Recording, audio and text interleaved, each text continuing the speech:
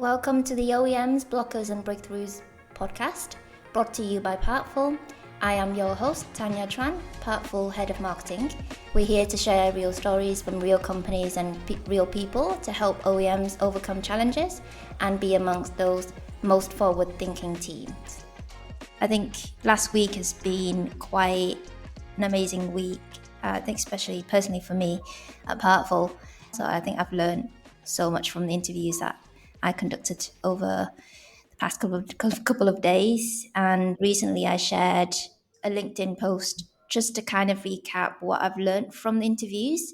And I think I've got so much responses and really positive feedback from the industry professionals working for OEMs across like motor vehicle manufacturing and machinery as well, which I think I'm starting to resonate with them on like their pain point kind of perspective, which is great. So today I want to have a chat with you about one of the key topics that I've uncovered the last week. And I think this is something that we are working on and trying to solve for the industry and pioneer for the industry and for the OEMs moving forward, going into the digital era. And that is after-sales digital thread, which I think this word has been probably is not a new invention. It's been thrown around for the last couple of decades, and I think it's something that, especially in the engineering space, they've been trying to achieve and implement. But I think from what I've learned the past like year, we've not been successful at that. And especially with the after sales, we've been talking about it a lot, that this is a kind of perceived as a forgotten department in an OEM business, which is why digital thread hasn't even touched this department yet. And I think it's important to talk about this concept, because if it's not being talked about, it's not going to be looked at and it's not going to be solved. So yes, I wanna have a chat with you today and kind of understand your perspective and hear you share some stories and your opinions on the matter, as well as for our OEMs audience out there to understand what we're doing here today at Partful to try and solve this problem. So first, I want to hear what you think the root causes of parts data inconsistencies and inaccuracies across different systems and touch points, because I think this is probably the main problem within the after sales digital thread. When you talk about the digital thread, you want to make sure that the data is consistent so that it flows across different systems and different departments, and make sure that it is accessible across different departments. But because of the inconsistencies and the inaccuracies, it seems like right now it's kind of impossible to establish an after sales digital thread. So I wanna understand your view around what the root causes are of these inconsistencies. That's a great start, Tanya. And you forgot to mention that it's your 1 year anniversary at Partful as well. Yeah, it was yesterday. So, so yeah, you've put up with me for a year. That's more than most women manage. Well You're done. welcome. You're welcome.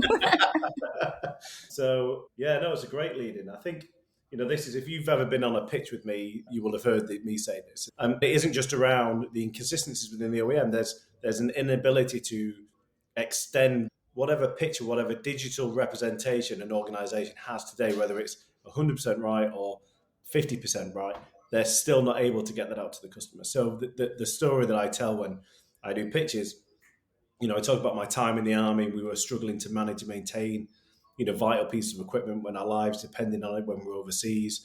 And it's because we couldn't access that vital product and part information.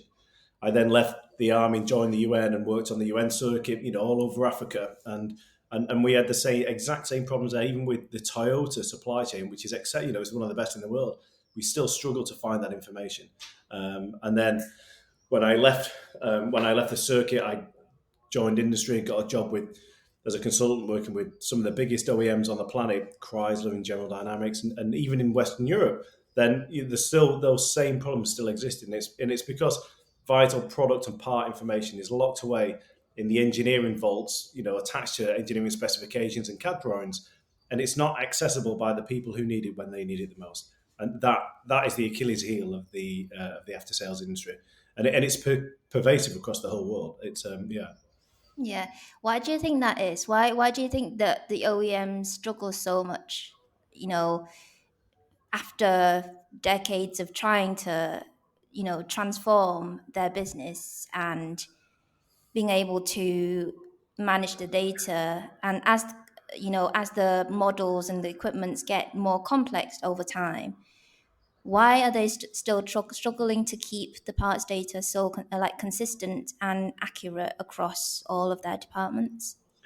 So I think there's two parts of the question. So there's managing the digital twin internally, and then there's providing that information out to across different departments out to their end user or dealer community. So from the ability to provide access to their consumers, their end users, their dealers, their customers potentially, that's been a technological challenge. So it's only recently cloud computing has really sort of taken hold, and that's enabled certainly us to leverage those capabilities and then provide access to that information via that cloud technology. In the same way, Netflix provide access to films. We provide access to engineering data, and really, technology has had a massive impact on that. I think previously everything was server based and everything had license fees, so you were only getting access to that information if you were sat at a desktop. Somebody had already prepaid the annual subscription, and you had a really good internet connection, and previously that was those three things were often a pipe dream. Certainly in areas I used to work at, you could often have none of those three things, and you'd be really up the creek without a paddle. So I think that technology's had a really big impact in helping people democratize that information through their networks. When it comes to actually managing the bill of materials, again, speaking from an after sales perspective here, I think part of the challenge has been because that technology has never really been available, and therefore people have never really seen the benefit of sorting out their SBOMs and parts catalogs and all that information. It's just never been done because people thought, well, it doesn't matter if we don't do it because no one's going to see it anyway. So it's just been forgotten and left and just degraded over time. Some organisations do it better than others, and some just don't even do it at all. We've seen experiences of that where we come along with our technology and advise that actually they can start generating revenue from the nuts and bolts that they put into their machines, let alone the component parts. And there's some massive light bulb moments going on there that people just don't realise. And I think because the technology has not been there, people have not been incentivized to do it. But that's changing. Yeah, I think what I hear from what you've just said there is the biggest reason is because the technologies haven't been there, which means, well, they've had some sort of tools and tech before up until now. But I think from my experience speaking with a lot of industry professionals is that those tools and platforms are really, really outdated. And it's been the same for the last 20, 30 years. And it's mind-boggling to me as well. Another thing that I picked up from what you've said there is that the bill of materials and sales bill of materials and engineering bill of materials, there's so many documents and there's so many stages of that same data, but they haven't been used and managed efficiently and effectively within an OEM business. And that's maybe because they think that they're not going to get looked at by customers or end users, but actually they do, because there's a department within an OEM business who take care of that, because they still sell parts today, so they still need to somehow produce tools and documents and customer facing and dealer facing publication in order for them to sell, identify and find and buy the parts that they need. The challenge then comes that the outdated technology and everything else and the tools that they currently have are not sufficient enough for them to do their job, which Yeah. causes a lot of pain, not just pulling together the documents, the publications that they need in order to sell the parts, but also in order to maintain those documents as well, because the data is just all over the place. Mm. So there's an inherent kind of cultural barrier in these OEM businesses. to transform that side of the business in order to make it more efficient. So what I mean by that is like adopting new technologies or just adopting new practices, or maybe try and invest into a more efficient collaboration between engineering and after sales.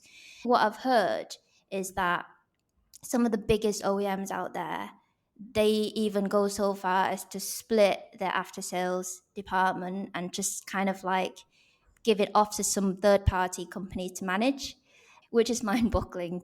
And I want to hear what you think and what pains and challenges that cause to an OEM business in terms of their profit margins. Like, why are there so many cultural barriers to changing that side of the business? That's a great question. I think the first one is it's difficult, and OEMs have, just production is just getting things made and out the door is exceptionally difficult, and OEMs do an incredible job just doing that in the first instance. To then think about after sales as well, with often OEMs are generally pretty lean on resource at the best of times, and I think it always just seems a little bit too far. They don't have the resources to fully support it and never really capitalize on it. So I think there's an element of it because it's really difficult. So I think there's a lack of understanding within OEMs just how difficult after sales is as well. I worked with an organization, and because the engineering guys just don't appreciate what it's like to speak to a customer who's angry because their whatever has failed. And so we used to then rotate, in particular, some of the junior design engineers into the after sales department, so they could see firsthand the realities of what a badly designed part was, or the realities of not designing for supportability. So when a request would come in for a particular component or part, the engineer in question could go, really see the complexity as to how difficult it is to identify and then get that particular component out to the end user community. And that had a really interesting effect. I think it was on like a 2-month cycle. We used to rotate every 2 months. And at first it was like the rubbish job that nobody wanted. The engineers were like, I want to design the new whatever. I don't want to work with those after sales people because that's boring and dull. And then quite quickly we changed the attitude within the engineering department, and people became, as opposed to dreading it because they thought it was going to be a rubbish job, they were cautious about coming in because they knew that they were in for a rocky ride because the things they were designing were being challenged. And it was really interesting trial that we did, and it for sure affected the quality of the engineering department. Absolutely, it was a really innovative thing that we did.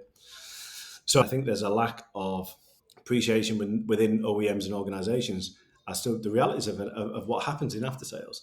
We spoke to, I mean, God, we've spoke to everybody by now, haven't we? There's an organisation that we spoke to recently they're a £350 million business and generating £12 million in spares, which is, for their industry, which is so low, it's crazy. And the potential opportunities they've got by implementing a good after-sales through life support strategy, I mean, for those guys are mouthwatering. I mean, they'll blow their targets out of the water without having to sell more stuff or produce more by leveraging the value that's in their current supply chain or their current legacy chain, which should be fairly easy. Even small efforts will raise that number up. They should be looking at 30 to 50% of their revenue coming from spares, which for those guys, I mean, is a colossal amount of money. Yeah, that's interesting. I think the cultural element is so important, because I think what you've done in your past experience is like getting the engineers into rotate within the after sales so that they can understand that world a little bit more.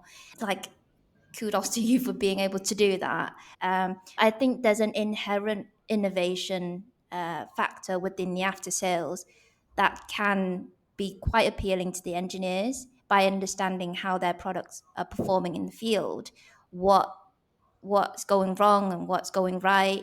Things like that can really fuel back into the design and product development process, which I think a lot of the OEMs are missing out on, because they're treating after sales as in like something to tick a box because they have to support their models, Yeah. which I think they massively missing out on a lot of the opportunities, like you said.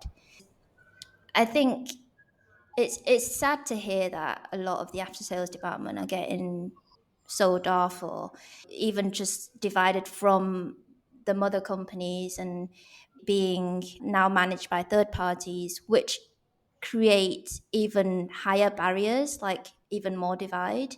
And I think it doesn't make sense. And my hunch is that it's because it's so cumbersome to support their existing models and to manage the after sales with the existing technology, architecture, and data infrastructure that they have.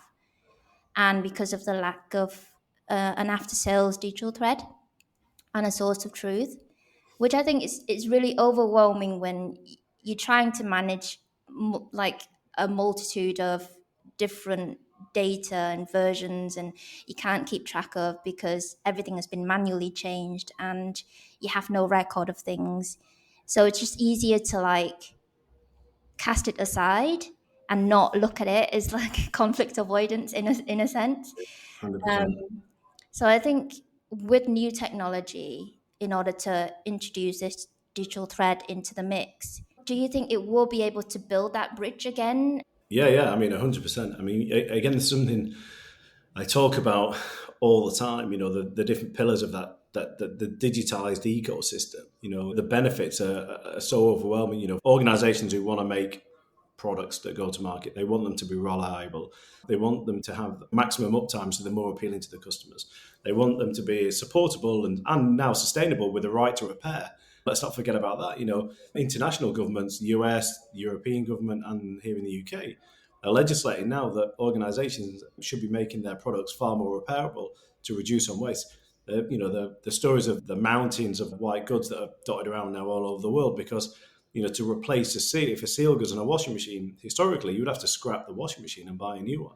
So there's some huge benefits for organisations to get this right, because they, in the end, not only will they generate more cash, more money through their parts business, but they'll sell more products.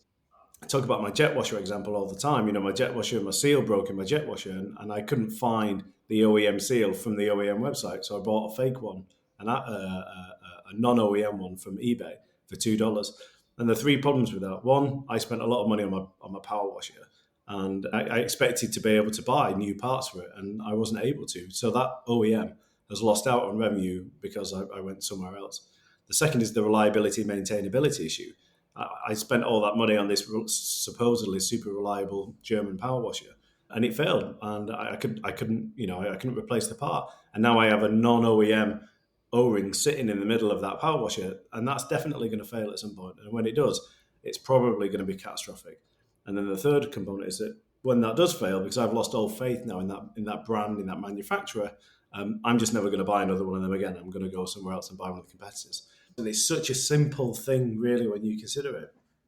By not providing me an accurate parts catalogue, I've had a really disappointing equipment support experience, and that's why this is what we're doing is so important. And as I said, that example that I just gave you there for the power washer can be magnified from there right the way up to subsurface demining machines that cost $500 million. It's all the same problem. Yeah, something like that can be resonating to a lot of the OEMs out there in multiple industries.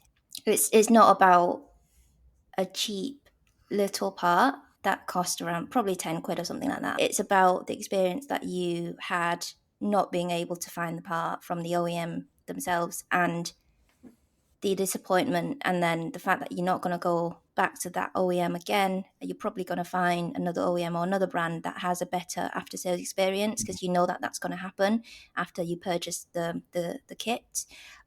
So I think as Partful, we've worked with so many OEMs already, and we see the common thread of them not having that digital transition or integration between the two departments. And we have a concept in-house called a Partful infinity loop, which I think to me represents the solution for an after sales digital thread. So if you could explain that loop and how that's going to solve those challenges or help OEMs overcome those challenges in terms of data, how would you describe that infinity loop? That's a great question. So the Infinity Loop really talks about how we maintain the digital thread throughout the product lifecycle, which effectively digitizes the aftermarket experience. And because you're digitizing that entire segment of operation, you're able then to capture data at the point of change And because you can capture data at the point of the change, you can then feed that information back into the OEM for further innovation, product development, warranty liability reduction, and all those other amazing things. But it all starts with a parts catalog, and this is where we've really captured something. Because if you can get the data correct in the first instance, you enable all the rest of those amazing things. And because we ingest the data at source from the PLM, CAD systems, we're able to then maintain that digital thread at the point of delivery of the physical asset. We can maintain the digital thread right the way through. But the first step on that chain is the parts catalog. We get the parts catalog right, that means that the data is correct. And then if the data is correct, we can then enable e-commerce, as an example. There's a reason why lots of organizations can't just sell their parts. It's not because the likes of Shopify and other e-commerce platforms don't exist. There's now a whole bunch of them, and they're pretty amazing nowadays. But the problem that most OEMs have is the data is in a terrible state or not in a format that they can just put it on Shopify. And that's where our platform comes in, because we've swam upstream of the financial transaction element. We've sorted the data out, and we can provide that single thread of someone called it a golden thread yesterday, which I've not heard. But that golden thread, I like the play on words, because we're able to provide that golden thread, the digital thread, into the e-commerce platform because the data's right. And that's how we challenge that. That's how we solve that issue. And sort of moving round the circle, we then are able then to hook into ERP systems. So then, we can take advantage of whatever the pricing structures are, discount codes, logistical information, weights and dimensions, all those other amazing things within ERP, stock levels, if you're moving stock levels around. And again, that all comes because you've got the data right in the first instance. Moving then further around the circle, we have work instructions. And because we've now got this accurate 3D model in the cloud, we can then animate that 3D model. And it's the so what of a part. So taking my experience with the O-ring, we're offering people the ability to not just purchase the part, but when the part turns up, there's an interactive 3D step-by-step replacement procedure on how to remove and replace that O-ring. And that is really transformational. And now we've got that whole ecosystem that I've just described in a digital format, and people are accessing it on mobile phones and tablets. That's how we then capture data at the point of change. So at any point within the product life cycle, things change, we can capture it and then feed all that information back into the OEM through continuous analytics, and then providing insights back to the OEM. And that element, that insight that we can provide back, will probably, over time, become one of our most valuable assets within the business. I think that pretty much it describes perfectly to me what after-sales digital thread means and what it should look like. I think there's a lot of technological breakthroughs that we need to make in order to help OEMs become more efficient in terms of their after-sales and not lose out on the 67% of their parts revenue to non-OEM sellers. Yeah. I think what I've taken from what you've just said there is that in order to overcome the challenges to establish an after-sales digital thread, we need to provide an environment and technological environment where we can enable the engineering department and the after-sales department to work together more fluidly and smoothly in terms of data transition, data transfer, managing and translating all of the information between engineering design and supportability for the product. And I think providing that environment is probably the conditional step. And I think the biggest thing that the OEMs need to do is transform their culture in terms of pulling together the two departments and changing their approach for the after sales as well, by starting the conversation around design for supportability earlier on in the process. Yeah. That will then transform their whole business and help them maximize profit margins in terms of that supportability aspect of their products, which are the two biggest things that I've taken from what you've just said as well. So this is great. I'm learning so much. I think it's difficult to speak for the OEMs or like on behalf of OEMs, but I think anyone who works for OEMs out there would probably be interested in what are the first steps they can take in order to begin establishing an after-sales digital thread within an organization. I think the two things I've said are quite like high-level strategic steps that they can take. Well, not steps, but more like strategic transformations. I think with very little additional investment, and in some cases no further additional investment, just a little bit of a change in strategy, organizations can significantly increase their revenue just by providing information to their customer base. It sounds really simple, but it's humongous. We did a return on investment with a customer a couple of months ago, just before Christmas. They're a multi-million pound OEM, and their spares revenue, I'm trying to work out the percentage on the fly, which isn't going to work. I know it's not. But I think their spares revenue was somewhere around 3%. And they're a high failure rate industry. And realistically, they should be somewhere between 30 and 50%. So if you was to say, you as a after sales person within your organization, if you used to turn around to your senior management team, your managing director, your CEO, and say, hey, listen, I've got an idea how we can take our after sales revenue from 3% to 30%. If they don't pull your arms off at that point, then you're probably not working for the right business. I'd say that much.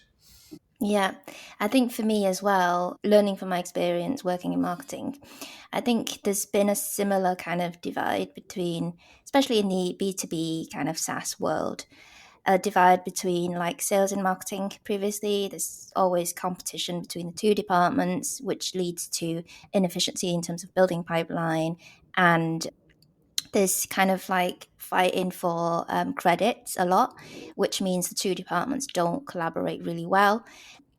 And I think it's taken me probably like a year or two to overcome that kind of mental barriers in terms of working with sales and taking the approach of understanding that we all in the same team and we're all heading towards the same destination and we're aiming for the same goal. And that goal is to increase revenue and building pipeline and get as many customers as possible. I think engineering and after sales departments should take the same approach as well. I think there's a lot of cultural barriers to overcome, especially like in terms of the organization structure, which has now becoming a bigger barrier. They should take the same approach in terms of becoming one. They are heading towards the same goal, which is getting as much profit margin from a piece of equipment or any particular product that they manufacture. Yeah. And I think they should come together. They all stem from an idea or a design. Same for engineering. It's just earlier in the process, in the life cycle, right? After sales is later in the life cycle. But I think they both trying to get as high of profit margin on a product as possible for the organization. Mm-hmm. And understanding that will help the two departments come together and work together from the get-go. And I think there's a lot leadership team can do within an OEM business to try and set that culture from the get-go as well, which is important. Yeah, it's around the efficiency. Everything you described there exists. And organizations they're so inefficient in the way in which they can generate their revenues. They're so focused on new sales. Well, actually, with just a slightly different thought process and without any further investment, they can generate huge incomes just from better supportability. And it's just those small little tweaks, just to be more efficient. That's all. That's good. I think that's a common language that we share, efficiency, and just like understanding what you already have and just make slight little tweaks in order to increase that margin a little bit more. And then those little pennies will make pounds, right? So I think it's great. It's been a great episode. I think you've given a lot of thoughts for us to take into the next episode as well, which I'm quite excited about. We've got some exciting guests joining us for the next one, so do keep an eye out. Thank you, Sam. I've learned a lot and I hope that the conversation has been interesting to all of our audience as well. Yeah, thank you, Tanya. I really appreciate it. Yeah. No problem.